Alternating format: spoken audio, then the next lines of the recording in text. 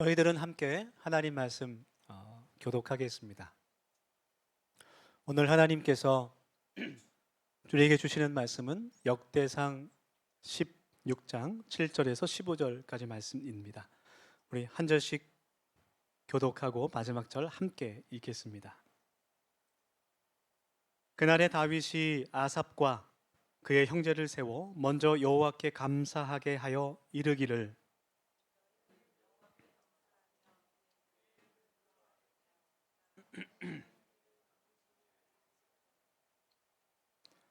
그에게 노래하며 그를 찬양하고 그의 모든 기사를 전할지어다.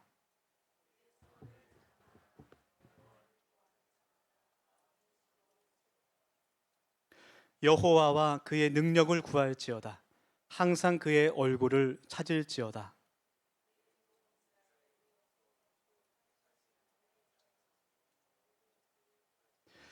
그의 행하신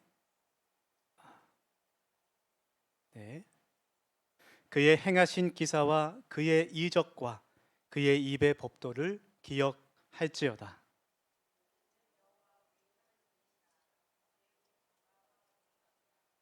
15절 같이 읽겠습니다. 시작. 너희는 그의 언약 곧 천대에 명령하신 말씀을 영원히 기억할지어다. 아멘. 네, 우리 서로 반갑게 인사하면서 마음의 문을 활짝 열기를 원합니다. 오늘 12월 31일 2023년의 마지막 날인데요. 이렇게 인사할까요? 2023년 수고하셨습니다. 그렇게 인사 나누겠습니다.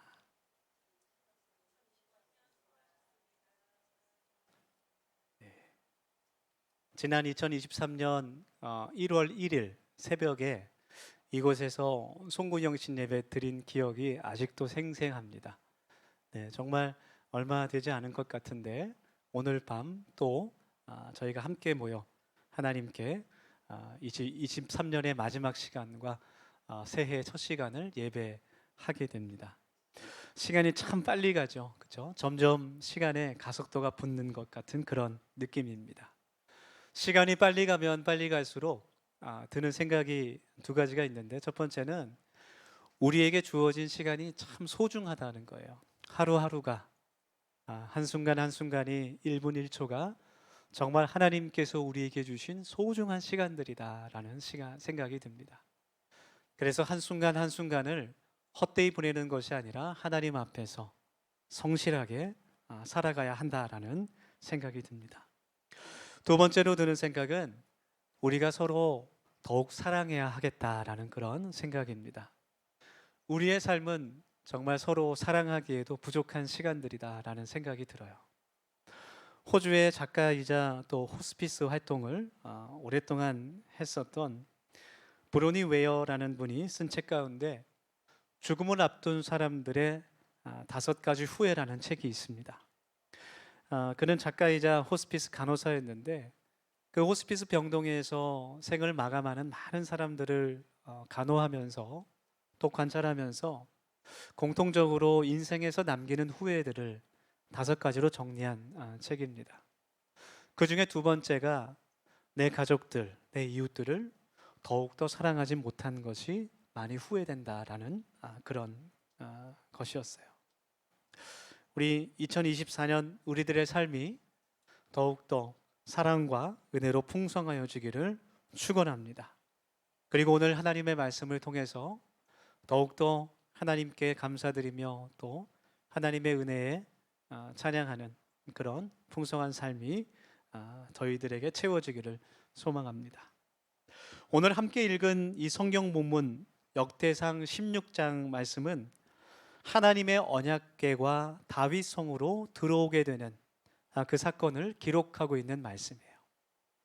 하나님의 언약궤는 하나님께서 모세에게 명하신 그 두 돌판 십계명과 아론의 쌍난 지팡이와 그리고 하나님께서 이스라엘 백성들에게 주셨던 광야에서 내려주셨던 그 만나를 담은 항아리, 그 3가지가 들어있는 나무 상자입니다.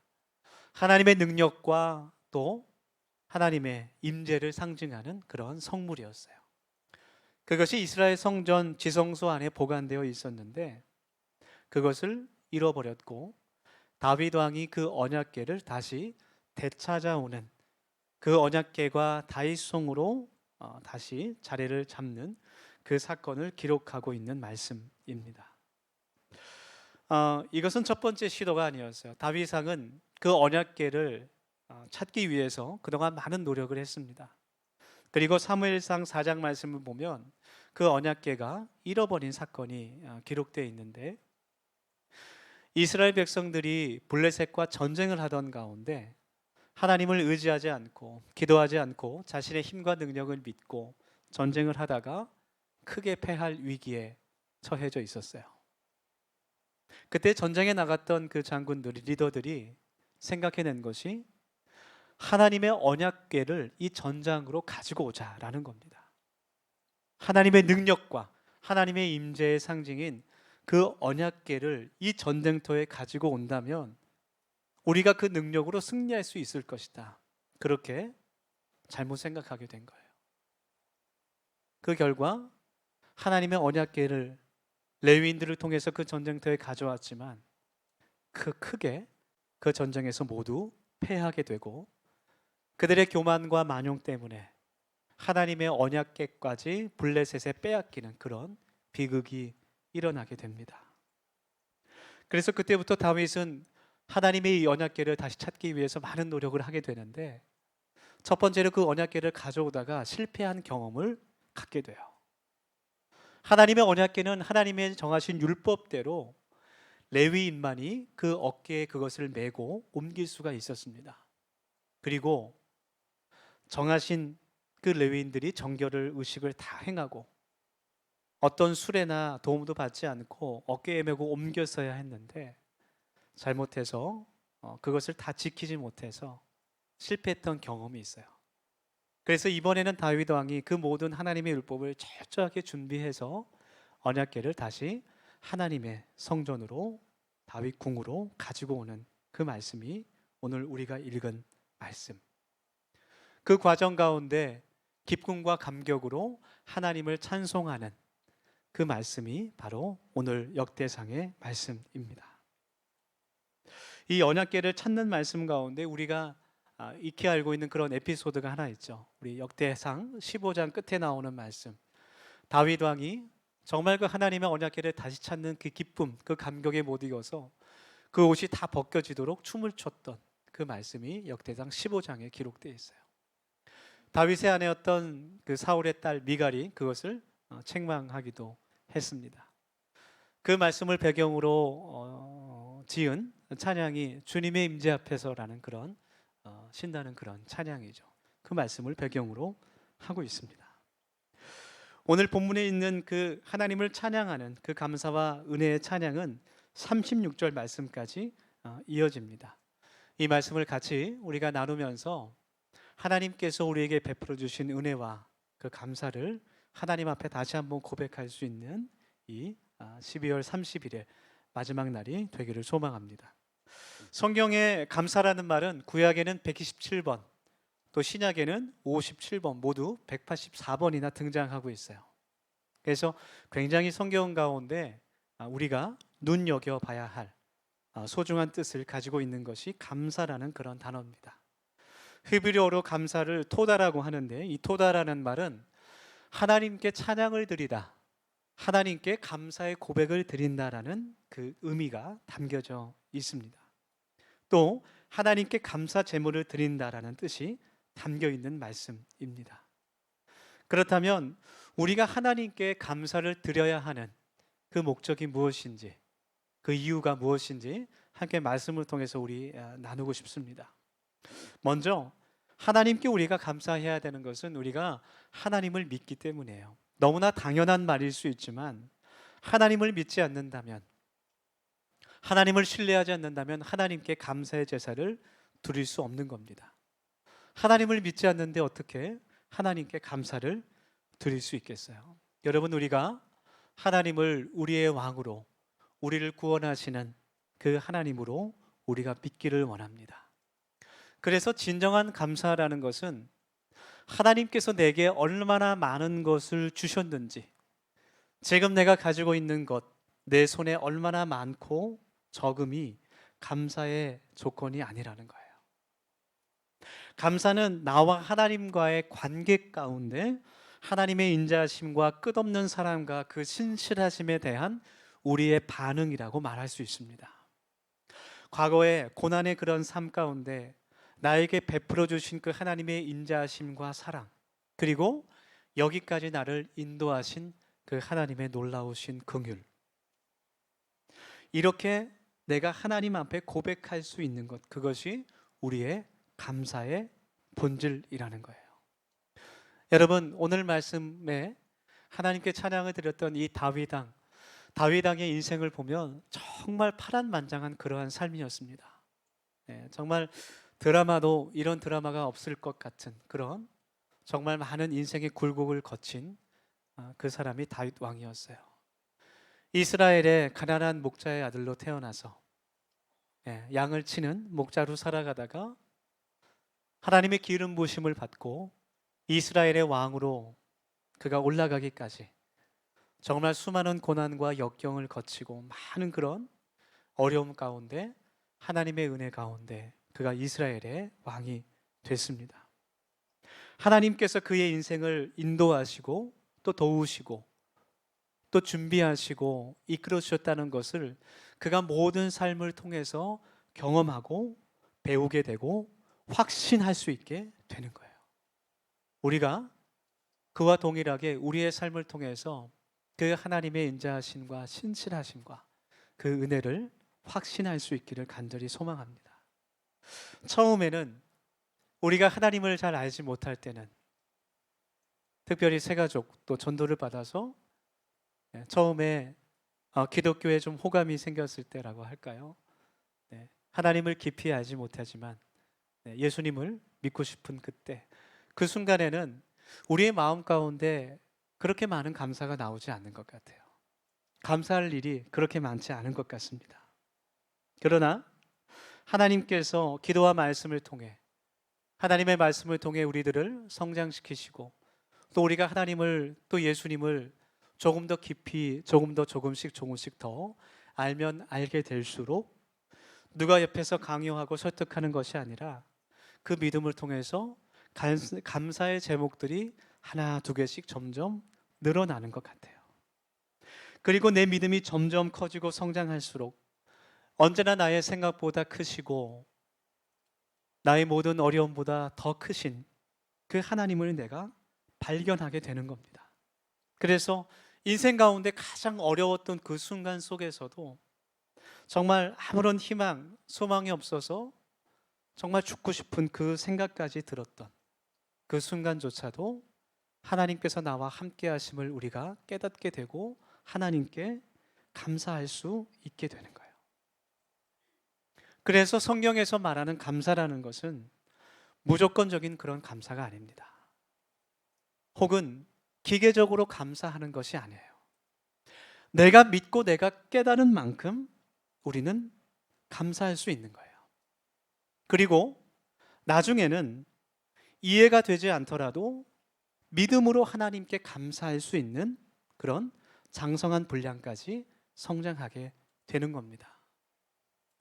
조금 어려운 말일 수 있는데, 예를 들어서 데살로니가전서 5장 18절, 우리가 거의 다 암송하고 있는 그런 말씀이죠. 범사에 감사하라는 말씀, 모든 일에, 내게 일어나는 모든 일에 대해서 하나님 앞에 감사하라는 이 말씀은 기계적으로 좋은 일이 있든지 나쁜 일이 있든지 간에 무조건 감사부터 고백하라는 그런 말씀이 아니에요. 내가 범사에 감사할 수 있는 것은 하나님께서 내 인생 가운데 모든 것을 합하여 선을 이루시는 분이라는 그 신뢰에서부터 나오게 되는 겁니다. 그것을 믿는 믿음이 있기 때문에 내가 범사에 하나님께 감사할 수 있게 되는 거예요. 모든 것을 합해서 선을 이루시는 그 하나님을 향한 나의 신앙, 그 경험, 하나님께서 언제나 나를 사랑하시고 인도하신다는 그 믿음, 그것 때문에 하나님께 범사에 감사할 수 있게 되는 거예요.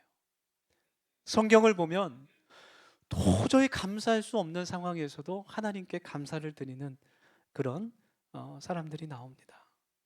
어떻게 보면 정말 세상의 눈으로 보면 미친 것 같아요. 다니엘과 세 친구들 불구덩이 속으로 들어가는 그 순간에 하나님을 찬양합니다. 하나님께 감사를 드립니다. 하나님께서 나를 구원하실 것이다 라는 믿음과 확신이 있어서 감사하는 게 아니에요. 그리 아니하실지라도 우리는 하나님을 찬양하겠다, 그렇게 고백하며 감사를 드리는 겁니다. 사도 바울은 자신의 병이 낫지 않는 것을 나에게 만족한 은혜라고 하나님 앞에 고백해요. 사도 바울은 얼마나 놀라운 일을 많이 행했습니까? 수많은 교회들을 세우고 기적들을 행하고 죽은 사람을 살리는 그런 능력까지 하나님께서 그를 통해 보여주십니다. 그렇지만 그에게 있는 그 간질, 고질적인 병이 항상 그를 힘들고 어렵게 했어요. 그러나 그것을 만족하면서 하나님의 은혜라고 고백하는 겁니다.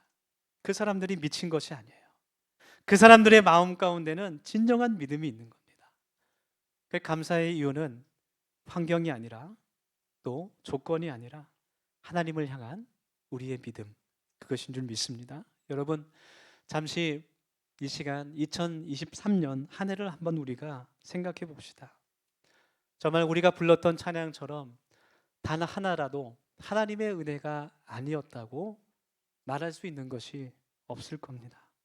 지금 우리가 이 순간 여기에 있는 것, 지금 12월 31일 이날 우리가 마지막 주일 예배를, 올해의 마지막 예배를 하나님께 드리고 있는 것, 그것이 증거라는 거예요. 우리가 마음의 믿음의 고백으로 하나님께 감사할 수 있기를 주님의 이름으로 축원합니다. 두 번째로 감사의 이유는 하나님께서 나에게 행하신 일 때문이에요. 오늘 본문 말씀 8절에 보면 다윗도 고백하기를 하나님께서 우리에게 행하신 일들에 대해서 하나님을 찬양하며 감사하고 있습니다. 중요한 의미가 있는데, 이것은 하나님께 감사드릴 때 그 감사의 이유가 내 자신이 아니라 하나님께 그 이유가 달려 있다라는 거예요.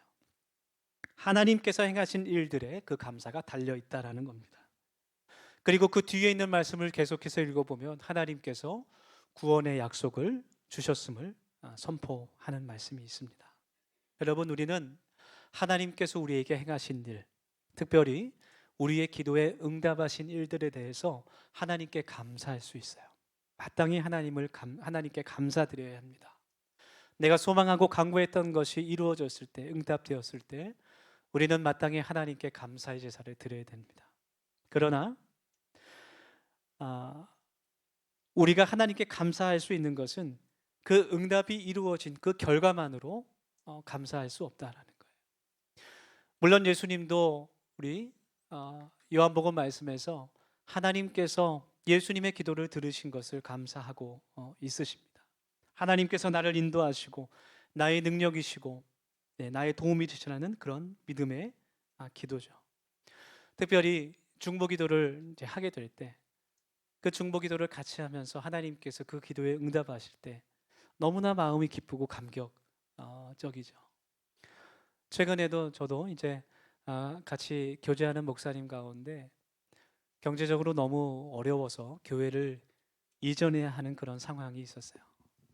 그래서 그 이야기를 듣고 같이 너무 마음이 아파서 기도하면서 중보하면서 하나님의 응답을 간구했습니다. 하나님께서 놀랍게도 하나님의 말씀을 통해서 응답을 주시고, 또 정말 교회를 이전해야 될지 또 다른 곳으로 가야 할지 또 여러 가지 고민과 어려움 가운데 있었던 그 교회에게 정말 정확한 때에 하나님께서 좋은 장소를 허락해 주셔서 순조롭게 그 교회 이전이 잘 이루어진 일이 있었어요. 얼마나 감사했는지 모릅니다. 이렇게 우리의 기도가 응답될 때 우리는 하나님께 감사하는 것이 마땅한 일이에요. 그럼에도 불구하고 우리가 더욱더 우선적으로 하나님께 감사할 수 있는 것은 먼저 우리를 구원하시는 하나님, 이 땅에 예수 그리스도를 보내주신 그 하나님의 은혜, 그것이어야 합니다. 그것이 우리의 가장 우선적인 감사가 되어야 하는 거예요. 예수님께서 이 땅 가운데 오셔서 가장 낮고 천한 모습으로 온 세상의 주인이신 그분께서 가장 낮고 가장 더럽고 추한 곳으로 찾아오셔서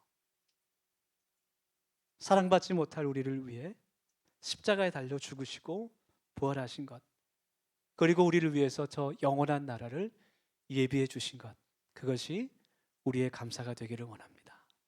여러분, 이 시간 다시 한번 우리가 기억할 수 있기를 원해요. 내가 처음으로 하나님을 만났을 그때, 하나님께서 나를 죄에서 구원하시고 예수 그리스도께서 십자가를 지신 그것이 나를 위한 것이었음을 우리가 처음으로 깨달았을 때 얼마나 마음 가운데 하나님 앞에 감사하고 감격적이었습니까?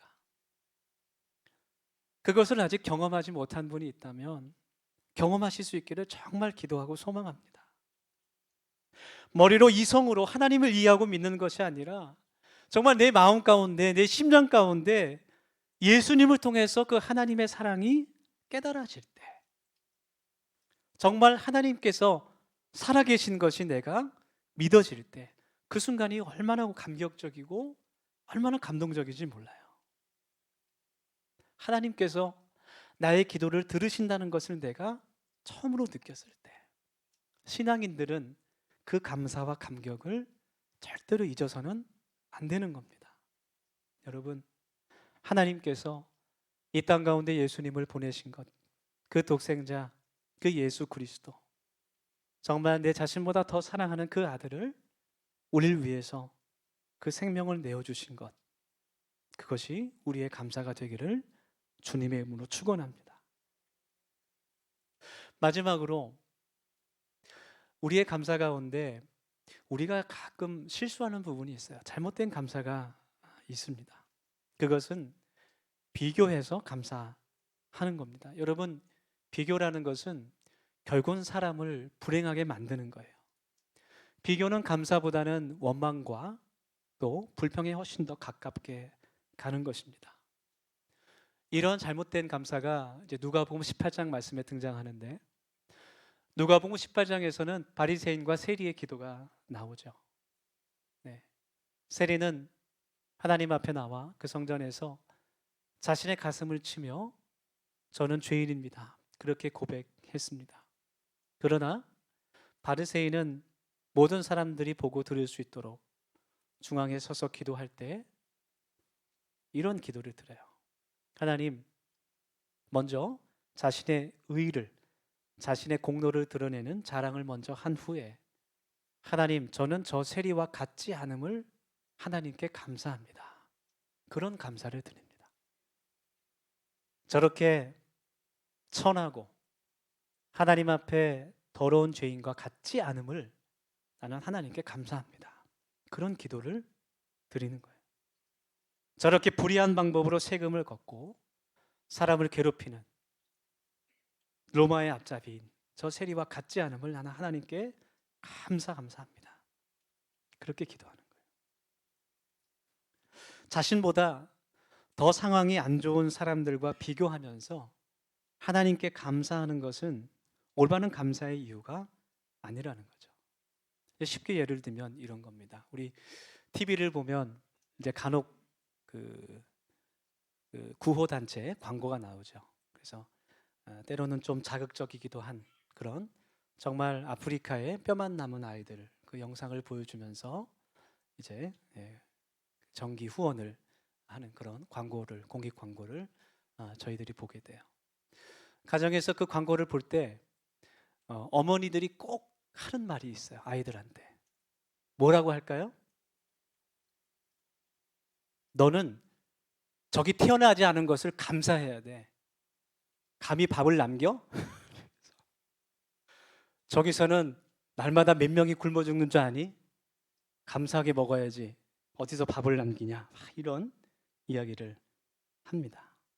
근데 잘 생각해 봐야 돼요. 그럼 저곳에서 그 아프리카에서 태어난 아이들은 하나님께 감사할 수 없나? 저주받은 아이들일까? 그런 생각이 들어요. 아니라는 거죠. 전에 큰 교회에서 교육 전도사를 할 때 있었던 일이에요. 여름 행사, 여름 성경학교가 큰 행사죠.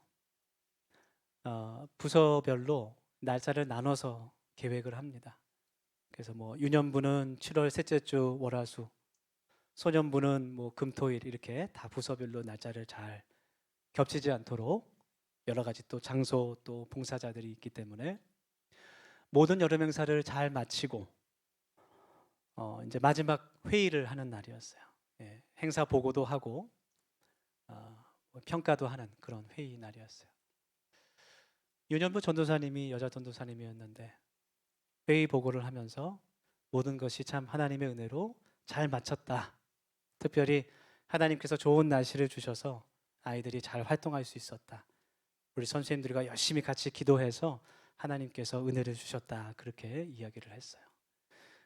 꼭 성경학교 기간 되면 장마가 오거든요. 그렇죠? 비도 많이 오고. 그렇게 얘기했다가 교육 목사님한테 혼났어요. 그 전도사님이. 그러면 다른 부서는 기도를 안 했다는 거냐? 다른 부서 성경학교 때는 비가 왔는데 그러면 거기는 하나님의 은혜가 없었다는 거냐? 혼났어요. 여러분, 우리는 비교해서 감사해서는 안 돼요. 장애인들을 바라보면서 우리의 몸이 건강한 것을 하나님께 감사해서는 안 되는 겁니다. 암이 걸린 사람을 보면서 내가 질병이 없다는 것을 감사해서는 안 되는 거예요. 다른 나라의 지진과 재난과 전쟁이 일어나는 것을 보면서 내가 살고 있는 이 땅이 평안하다는 것을 감사해서는 안 되는 겁니다. 그렇게 비교하는 것은 점점 우리를 감사해서 불평으로 결국 끌고 가는 거예요. 왜냐하면 비교는 항상 나보다 나은 사람과 하기 쉽기 때문에 그렇습니다.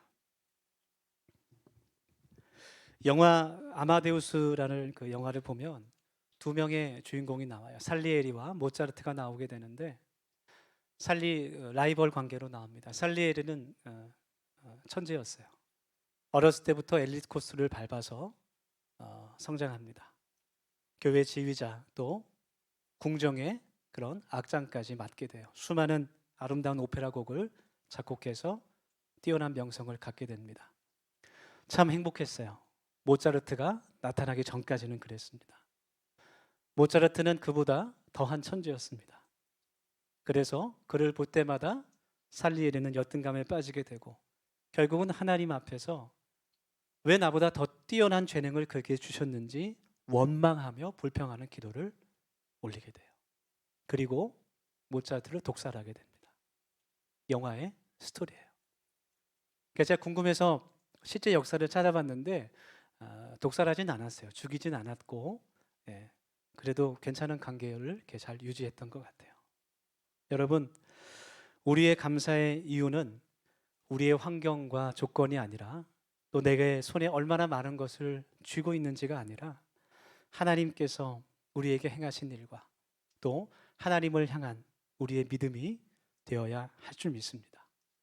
우리 2023년을 우리가 마무리하면서 또 2024년을 우리가 기쁨으로 맞이하면서 우리 안에 더 큰 감사를 하나님께 드릴 수 있기를 간절히 소망합니다. 이 시간 함께 우리 주신 말씀 기억하면서 우리 세 가지 정도 기도 제목 가지고 우리 1분 함께 결단하며 같이 기도하겠습니다. 첫 번째로 기도합시다. 하나님, 2023년 한 해를 돌아보며 하나님 앞에 감사드리기를 원합니다. 하나님의 선하심과 인자하심을 내가 믿음으로 보게 하여 주시옵소서. 두 번째로 기도할 때 하나님께서 나를 살리시기 위해서 나를 구원하심을 하나님 우리들이 깨닫기를 원합니다. 그 구원의 감격을 하나님 첫사랑의 그 감격을 저희들이 회복하게 하여 주시옵소서.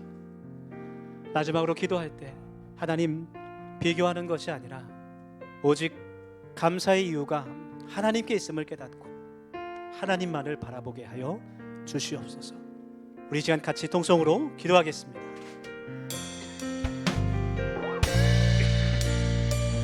하나님, 저희들이 이 시간 함께 기도하며 감사의 제사를 하나님께 올려드리길 원합니다. 아버지의 지난 모든 것들이 하나님께서 우리의 삶을 인도하셨으며 또 하나님께서 예비하신 그 축복과 은혜였다는 것을 저희들이 믿음으로 고백할 수 있도록 하나님 도와주시옵소서. 하나님, 우리의 평생의 삶에 주의 인자하심과 주의 신실하심이 늘 풍성히 거하기를 소망하오니 하나님, 2024년도 하나님의 그 임만의 은혜와 풍성히 저희들의 삶에 넘칠 수 있도록 하나님 도와주시고, 하나님, 우리가 감사할 수 있는 것이 다른 조건과 환경이 아닌 오직 하나님을 향한 그 신실한 믿음에서부터 올 수 있도록 아버지 하나님께서 복을 저에게 더하여 주시고, 그 감사와 하나님 감격을 통하여서 더욱더 큰 축복과 은혜가 우리의 삶에 풍성하게 넘칠 수 있도록 인도하여 주시며, 하나님 그것 속에서 오직 예수 그리스도의 영광만이, 그 이름만이 하나님 세상에 전파될 수 있도록 주님 우리들을 사용하여 주시옵소서. 늘 하나님 감사로 채워지는 저희들의 인생이 되게 하여 주시고, 하나님 모든 것들이 될 수 있도록 하나님께서 은혜 가운데 함께하여 주시옵소서.